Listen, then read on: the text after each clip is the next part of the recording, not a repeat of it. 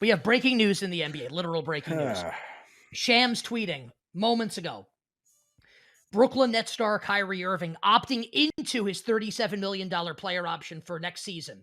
Irving is bypassing on multiple opt-in and trade scenarios to fulfill his 4-year commitment to the Nets and Kevin Durant. Like, what's not written there is obviously Durant's going to stay, and they're going to stay, and they're going to run it back.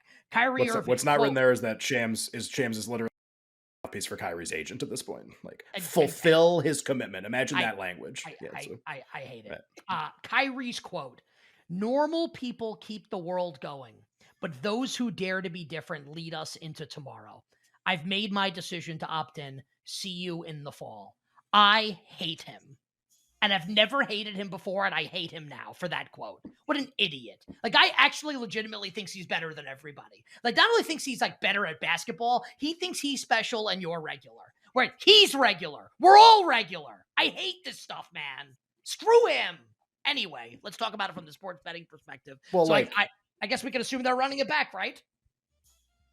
I just like read the quote one more time. Sorry. Which one? What, the Kyrie quote? Kyrie. No, the other stuff's just agent garbage. Yeah. Normal people keep the world going, but those who dare to be different lead us into tomorrow.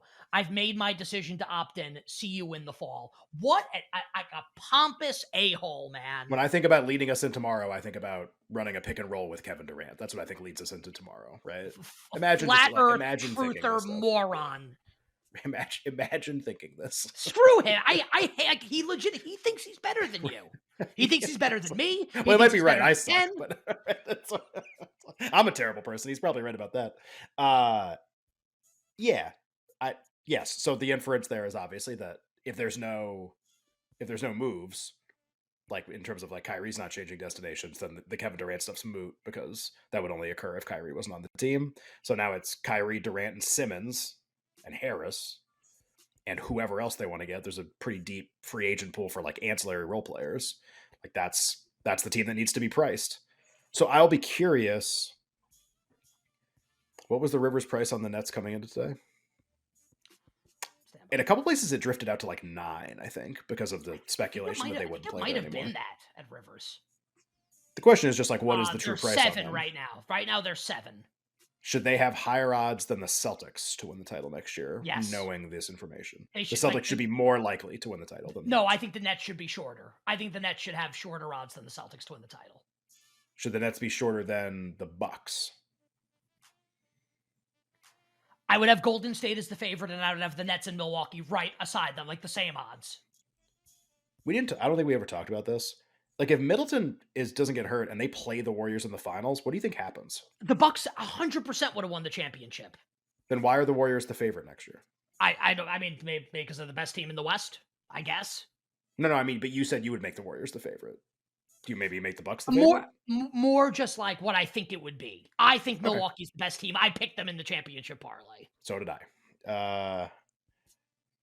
Yeah, I mean, small price drop on the Nets, but I think that shows you like if they were 9 and they're 7, there's like nothing going on here from a betting standpoint. Like they just exist in about the right range. Even if you think it's like, well, it's 7, it should be 6. So you're going to bet that tiny difference and they're going to crown the champion in 11 and a half months. It seems like a terrible bet.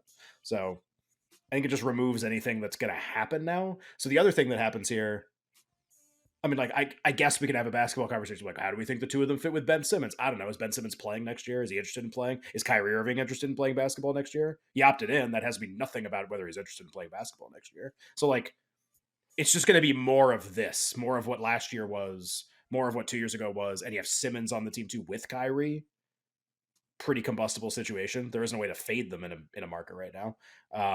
So then it becomes like, to me at least, all right, like their price is going to be about what it's supposed to be. It's not going to change a lot now because nothing's going to change. Like the roster composition is going to stay the same. The East teams now. Oh, can I hit you with something here? Yeah, go ahead. You got anything? So Woj tweeting late to the party. How many minutes later? This like 8. Yeah, Shams is in with all the agents. That's why he got this first, and Woj is in with the executives. But here, so Woj's verbiage is interesting here. Was it Sean Marks? Right. Without the ability to find a sign and trade deal, Kyrie plans to exercise his option. Basically saying like Kyrie couldn't get what he wanted. He's plugged in with the executives. So it's like that's the Nets telling him, yeah, we figure it out, but we So couldn't what do do we like think the truth is? So what's the truth? I mean, the quote earlier in the not this recent stuff, but earlier today was that the Lakers were the only ones interested and they hated the packages. So I believe that. I believe that the packages sucked, But but it still but could have like happened. Yeah. but they're trying to spin it like Kyrie is like fulfilling his destiny, or when it's like Yeah. or like that like you had no If there was a good trade offer, they'd take it. But nobody wanted to trade for him. Nobody except the Lakers because they'd want to trade for anybody to put alongside LeBron that's a star. So to me, it's kind of like now I'm in my head, I'm going through like what are the meaningful things left for this NBA free agency period that actually alter who is going to win the championship next year? Like Lillard's not going to get traded. Durant's now not going to get traded. All of the other players that would be the best player on a title team are now locked into their spots. It's like, now you're talking about the group of Boston, Miami, Memphis, three teams who I don't think currently have a best player that could be the best player on a title team this coming season. They can upgrade their roster a lot and they could sign a bunch of guys, but like nothing they do. There's a very restrictive number of players that can be the best player on a title team. They don't have one and they can't get one. So like all of these moves from this point forward, like free agency is still going to be fun because a bunch of stuff's going to happen. But now it's kind of like the Durant thing was the only thing that adjusts the title picture, I think. So you can add role players, you can move a bunch of stuff around. Beal's kind of an interesting guy, just if you follow the league, like where's he going to go? What's he going to do? None of that stuff's like title stuff, though. Now we're in like now we're in the smaller categories. How many games can you win next year if you add these pieces? Can you win your division? Can you make a pretty deep run in the playoffs? That's like now the stuff that's going to be ironed out in free agency. Titles, like those, there's 10 players, they're all locked into their spots if Durant stays. Bobby Marks tweeting. Kyrie is eligible to sign an extension up until June 30th with Brooklyn, Thursday, Yep. or enter the season as an next season as an unrestricted Yep. free agent. By opting in, Irving is eligible to be traded to any of the 29 teams, and the hard cap restriction does not apply. I don't think you're gonna get. I don't think you're gonna get that quote, and the agent feeding Shams that info, and then they're gonna double cross him. And also it's like, right. and also like they probably and double cross him and trade him to who? They didn't get any offers. And also the Lakers were the offers. You probably want Kevin Durant to stick around as well. Yeah, I mean, I think you take all this just at face value, which is fine. It sucks. It does ruin a little bit of NBA free agency, and whatever. We're on vacation next week. Going into next year. We're on vacation next week. Good luck to whoever's filling in.